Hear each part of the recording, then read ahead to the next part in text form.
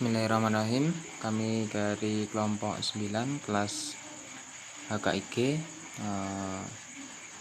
mata kuliah Manajemen dan Administrasi Wakaf akan mempresentasikan materi kami, yaitu yang berjudul Administrasi Sertifikat Wakaf dan Laporan Wakaf. Yang pertama yaitu poin A, pencatatan tanah wakaf di Indonesia. Demi menghindari konflik di kemudian hari, sertifikasi tanah wakaf menjadi hal yang sangat penting. Mengapa dan bagaimana? Karena tak jarang kita mendengar perselisihan dan konflik memperebutkan tanah wakaf. Padahal seyogianya tanah wakaf diperuntukkan demi kepentingan masyarakat umum. Ada peraturan yang mempertegas hal tersebut, yaitu pada Undang-Undang Nomor 41 Tahun 2004 tentang wakaf. Setidaknya ada 5 fungsi tanah wakaf. Tujuannya yaitu untuk melindungi tanah wakaf dari konflik yang mempunyai legalitas yang sah di mata hukum. Jika dianalogikan, yaitu sertifikat tanah wakaf sama pentingnya dengan sertifikat hak milik atau SHM ataupun buku nikah. Menurut Atabik, proses pendaftaran sertifikasi tanah bisa dilakukan setelah terjadinya ikrar wakaf di hadapan Kepala Kantor Urusan Agama atau KUA, yaitu selaku pejabat pembuat akta ikrar wakaf atau PPAIW. Kemudian Kepala KUA akan meminta sertifikat tanah dari wakif dan menerbitkan AIW. Pada tahun 2017, Menteri Agama dan Tata Ruang atau Kepala Badan Pertanahan Nasional Republik Indonesia menerbitkan Peraturan Nomor 2 Tahun 2017 tentang tata cara pendaftaran tanah wakaf. Selanjutnya, perwakafan yang merupakan lembaga yang berasal dari ajaran agama Islam terus dipraktekkan sehingga menjadi kebiasaan dan seolah-olah perwakafan tersebut sudah meresap ke dalam hukum adat, sebagaimana dituangkan dalam putusan Mahkamah Agung nomor 163 K/SIP/1963 tertanggal 22 Mei 1963 tentang pelaksanaan wakaf disesuaikan dengan kebiasaan yang di daerah setempat. Mewakafkan tanah milik merupakan suatu perbuatan hukum yang dilakukan oleh wakif, harus melalui sebuah ikrar atau pernyataan. Untuk itu ditunjuklah Kepala Kantor Urusan Agama setempat sebagai PPAIW sesuai dengan PP nomor 28 tahun 1977 pasal 5 ayat 1. Disebutkan bahwa pihak yang mewakafkan tanahnya harus mengikrarkan kehendaknya secara tegas dan jelas kepada nazir di hadapan PPAIW yang kemudian menuangkannya dalam bentuk akta ikrar wakaf dengan disaksikan oleh sekurang-kurangnya 2 orang saksi. PPAIW sendiri diangkat dan diberhentikan oleh Menteri Agama. PPAIW wajib menyelenggarakan daftar dan melaksanakan ikrar wakaf. Wakif ataupun kuasanya harus menyampaikan secara lisan maupun tulisan serta menyerahkannya tanda bukti kepemilikan atas harta benda yang diwakafkannya tersebut kepada PPAIW agar diperoleh kepastian keberadaan harta benda wakaf dan keberadaan adanya hak wakif atas harta benda wakaf yang dimaksud. Setelah itu, PPAIW atas nama Nadir mendaftarkan harta benda wakaf kepada Badan Pertahanan Nasional paling lambat 7 hari kerja sejak akta ikrar itu dibuat. Kemudian BPN akan menerbitkan bukti pendaftaran harta benda wakaf dan bukti pendaftaran tersebut akan disampaikan oleh PPAIW kepada Nadir. Selanjutnya akan disampaikan oleh Saudari Nurani Fitriana. Selanjutnya, B. Mekanisme sertifikasi wakaf tanah milik. Wakaf tanah milik merupakan wakaf benda tidak bergerak.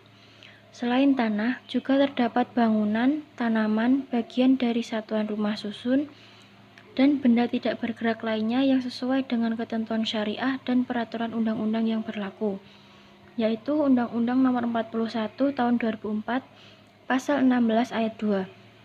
Adapun alur pendaftaran wakaf tanah milik yaitu: pertama, wakif mendatangi PPAIW untuk melaksanakan ikrar wakaf.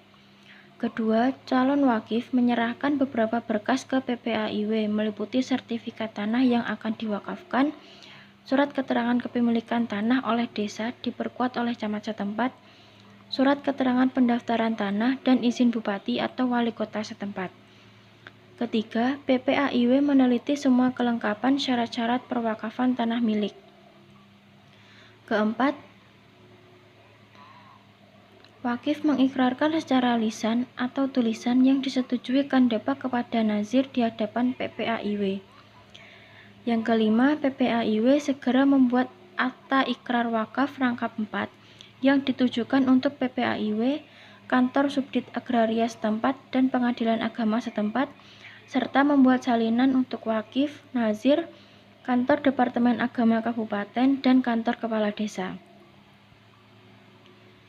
Setelah semua berkas pendaftaran sertifikasi tanah milik sudah lengkap, maka PPAIW atas nama nazir mendaftarkan wakaf ke BPN dengan mengisi belangko W7 dengan melampirkan beberapa dokumen, yaitu 1. Sertifikat hak atas tanah atau surat-surat kepemilikan tanah. 2. Surat keterangan dari desa yang diketahui camat setempat. 3. W5 atau W5A. 4. Akta ikrar wakaf atau pengganti akta ikrar wakaf. 5. Fotokopi KTP wakif. 6. Fotokopi KTP nazir. 7. Materai 6.000. Setelah diserahkan ke BPN, maka pihak BPN mengukur tanah wakaf untuk gambar situasi tanah dan mencatat dalam buku tanah. Selanjutnya menunggu penerbitan sertifikat tanah BPN. Dan yang terakhir yaitu ketentuan KHI pasal 220 ayat 2 tentang pelaporan pengelolaan wakaf. Instruksi Presiden Republik Indonesia Nomor 1 Tahun 1991 berisi perintah kepada Menteri Agama Republik Indonesia dalam rangka menyebarluaskan kompilasi hukum Islam atau KHI. Hukum perwakafan sebagaimana diatur oleh kompilasi hukum Islam di Indonesia pada dasarnya sama dengan hukum perwakafan yang telah diatur oleh perundang-undangan yang telah ada sebelumnya. Dalam beberapa hal, hukum perwakafan dalam kompilasi hukum Islam tersebut merupakan pengembangan dan penyempurnaan pengaturan perwakafan sesuai dengan hukum Islam. Ketentuan hukum perwakafan menurut KHI yang merupakan pengembangan dan penyempurnaan terhadap materi perwakafan yang ada pada perundang-undangan sebelumnya, salah satunya adalah peranan majelis ulama dan camat. KHI dalam hal perwakafan memberikan kedudukan dan peranan yang lebih luas kepada Majelis Ulama Indonesia, kecamatan, dan camat setempat dibanding dengan ketentuan yang diatur oleh perundang-undangan sebelumnya. Hal ini dapat dilihat dalam pasal 220 ayat 2 yang berbunyi nazir diwajibkan membuat laporan secara berkala atau semua hal yang menjadi tanggung jawabnya sebagaimana dimaksudkan dalam ayat 1 kepada Kepala Kantor Urusan Agama Kecamatan atas saran Majelis Ulama Kecamatan dan Camat setempat. Sekian materi dari kelompok kami. Apabila ada kurang lebihnya kami mohon maaf. Wassalamualaikum warahmatullahi wabarakatuh.